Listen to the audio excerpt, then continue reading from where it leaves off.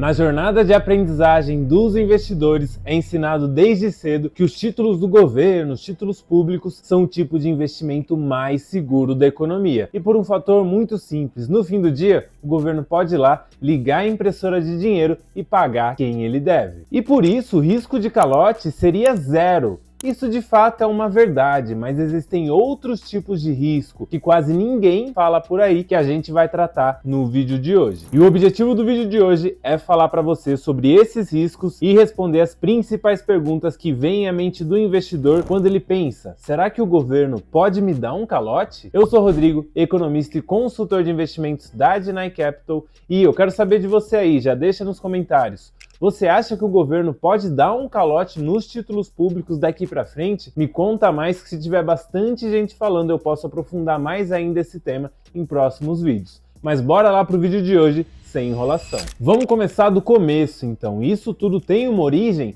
nas taxas de juros que o governo tem pago hoje nos seus títulos pré-fixados, IPCA+, e por aí vai. E as taxas de juros hoje estão tão altas porque o governo vem gastando muito, mais do que ele consegue arrecadar, e isso tudo cria um cenário muito ruim na parte econômica e também muito incerto do que pode acontecer daqui para frente. E além disso, a popularidade do governo vem caindo mês após mês. Isso pode fazer com que o governo, num gesto desesperado, passe a gastar mais para tentar recuperar essa popularidade até a eleição. E a conta disso tudo vai ficar para quem? Para mim, para você, para todos nós pagadores de impostos. Mas esse não é o tema do vídeo de hoje, e é devido a isso que as taxas de juros estão tão altas. Vamos dar uma olhada no quão altas elas estão. Aqui na tela a gente tem o cupom do Tesouro IPCA+ 2029, o cupom nada mais é do que a taxa de juros depois do IPCA. Então a gente vê aqui nesse gráfico, desde quando o título foi colocado à disposição para venda, de 9/1 de 2023 até hoje, que as taxas começaram ali ao redor de 6%, IPCA mais 6%, foram caindo, chegaram a ficar abaixo de 5%, e depois elas vêm aqui numa tendência de alta cada vez maior e atingiram seu pico ali, batendo praticamente 8% no final de 2024, quando a gente viu um estresse muito forte, tanto no dólar quanto na economia como um todo. E aí, naquele momento, as pessoas achavam que a Selic ia para 16%, 17% ao ano, mas essas pressões um tanto quanto que se dissiparam, e agora a gente ainda vê o Tesouro IPCA+ pagando mais de 7%, que é uma taxa excelente. E só para vocês terem uma ideia do quanto que essa taxa ela é muito boa e que a gente vai sentir saudade dela no futuro, vamos dar uma olhada nesses dados aqui sobre o IPCA+ 2035, que o Tesouro tirou a possibilidade de compra direto do Tesouro no início desse ano, mas que tem um grande histórico que dá para a gente entender um pouco mais do que essas taxas aqui representam. Então vamos lá. Taxa acima de 4% desde 2010, tá? Foi em 90% dos dias. Ou seja, nesse período, desde 2010 até mais ou menos o início desse ano, em 9 a cada 10 dias a taxa de juros do IPCA+ 2035 estava acima de 4%. Conforme essa taxa vai aumentando, 4,5%, 5%, 5,5%, o percentual de dias em que elas estavam disponíveis vai caindo.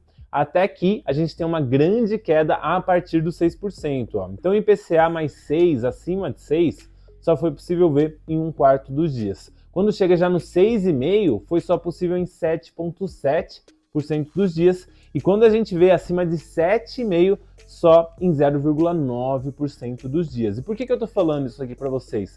Para vocês entenderem que as taxas de juros hoje estão muito estressadas, e agora sim é o grande momento da gente aportar, travar essas taxas para vários anos. Afinal, a gente não vê elas todos os dias e elas são muito interessantes. Mas é aqui que começa aquela pulga atrás da orelha do investidor pensando: poxa, mas com taxas tão altas, será que o governo pode me dar um calote? E a primeira pergunta que a gente vai responder hoje vem em linha com isso. Então vamos lá. Todos queriam o IPCA mais 6 e tratavam como oportunidade. Porque agora que a taxa está ainda mais alta, tantos estão falando que não querem mais. Essa pergunta confunde muito o investidor e a premissa básica é: a taxa de rentabilidade compensa o risco do emissor. Eu vou fazer uma analogia bem simples aqui, da empresa XYZ. imagine que essa empresa, a cada trimestre, pegasse empréstimos com os bancos. No início, tudo ia bem, os bancos cobravam juros mais baixos, mas aí a empresa começou a errar. Então, o que aconteceu? Ela começou a fazer investimentos ruins, má gestão financeira, errou a mão ali no financeiro. E o resultado disso tudo é, o risco dela não conseguir pagar os seus credores, os bancos, aumentou. E, logicamente, o mercado percebeu e começou a cobrar juros mais altos para emprestar o dinheiro para a empresa XYZ. E com os países é igual, a única diferença é a análise de quais critérios vão ser levados em conta. Então, aqui no Brasil, a gente pode usar uma regra de bolso que eu anotei aqui para falar para vocês. Quando a gente vê IPCA mais 3, quer dizer que o mercado enxerga um risco baixo, ou seja, o mercado está confiando no governo e está cobrando pouco para emprestar. Quando o IPCA ele já vai para 5,5%, 5%, aí sim o mercado vê um risco médio, e aí quando o IPCA passa de 8%, aí sim o mercado ele vê um risco muito alto e está cobrando uma taxa muito grande para conseguir emprestar o dinheiro. E aqui tem um ponto contraintuitivo, mais taxa nem sempre é melhor.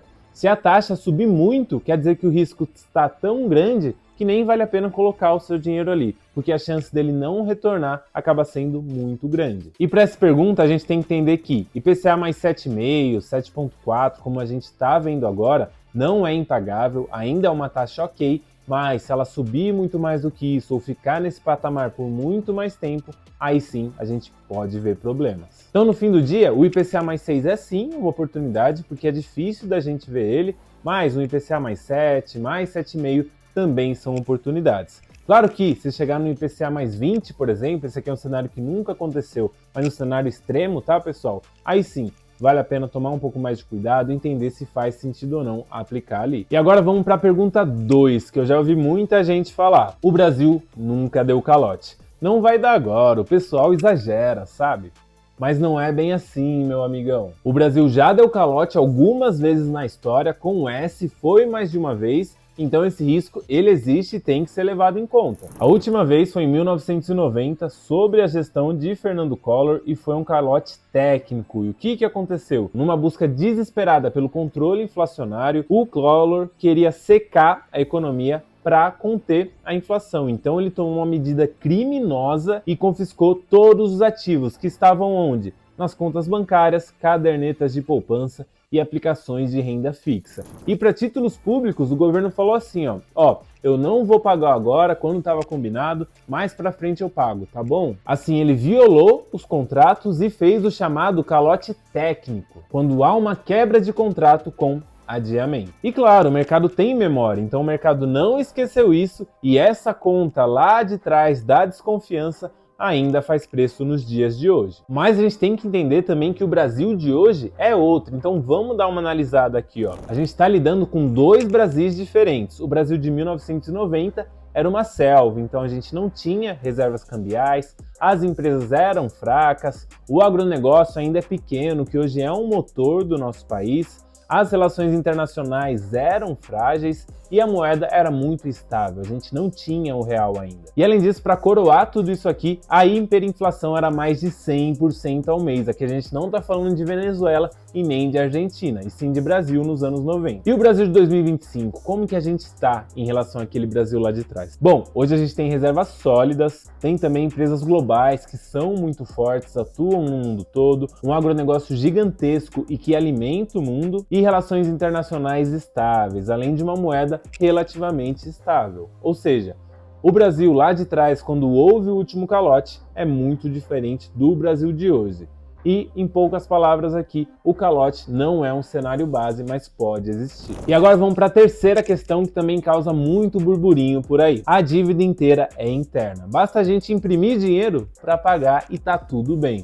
Não, não, não, meu amigão. Essa é uma meia-verdade e é muito perigosa. Realmente, a maior parte da nossa dívida está aqui, em reais. Mas não é tão simples assim, não é só imprimir dinheiro que vai estar tudo bem. É só a gente olhar o que aconteceu na Argentina nos últimos anos, antes do milagre que o Milei está fazendo lá. Então eu trouxe aqui para vocês a composição da dívida pública federal, com base no relatório mensal da dívida pública federal. Então aqui a gente tem a composição dela, vamos olhar esse gráfico aqui que eu já sinalizei para nós.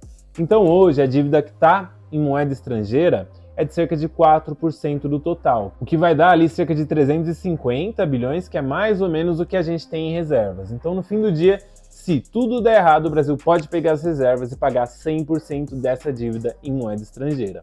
Mas a gente tem que entender que cerca de 75% da dívida está atrelada ou à taxa Selic ou ao IPCA, a inflação. Isso quer dizer que, se houver um descontrole inflacionário, vai ficar mais difícil para o governo pagar essa dívida, e tendo um descontrole inflacionário, a Selic vai ter que subir. Isso também vai contribuir para ficar mais difícil para o governo pagar a dívida. Afinal, quanto maior os juros, mais reais são drenados dos juros da dívida pública. Então o governo também se prejudica quando a Selic está mais alta. E o grande problema desse raciocínio de que é só imprimir dinheiro para pagar a dívida é que impressão de dinheiro gera, no fim do dia, inflação. Afinal, mais moeda em circulação coloca uma pressão no preço dos itens que naturalmente sobe. Então não é tão simples assim. De fato, é uma fortaleza nossa ter pouca dívida externa, mas a gente também tem que tomar muito cuidado com generalizações. E para a gente fechar o vídeo de hoje, a situação atual, o cenário base ainda não aponta para um calote, a gente está longe disso,